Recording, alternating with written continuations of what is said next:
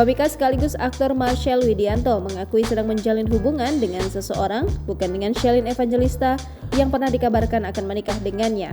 Marcel Widianto ternyata sedang dekat dengan ex-personil JKT48 Yansen Indiani. Hal itu diakui Marcel Widianto dalam tayangan wawancara pada kanal YouTube Intens Investigasi pada Selasa 10 Januari 2023. Marcel menyebutkan kehidupan pribadinya saat ini sudah bahagia. Saat ditanya kabar kedekatannya dengan mantan personil JKT48, Marcel membenarkan hal itu.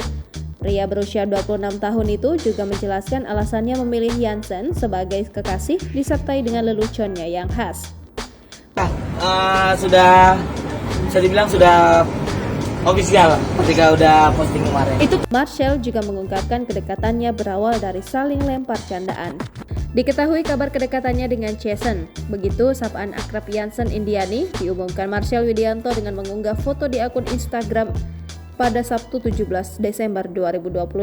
Unggahan itu diberi keterangan nama lengkap sang kekasih dan ditambah dengan nama belakang Marcel. Dalam unggahan itu, Shelin Evangelista juga tampak meninggalkan komentarnya yang mengungkapkan perasaan senangnya.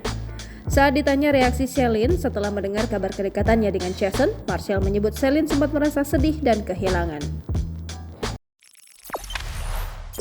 Jangan lupa subscribe, share, komen, dan like ya!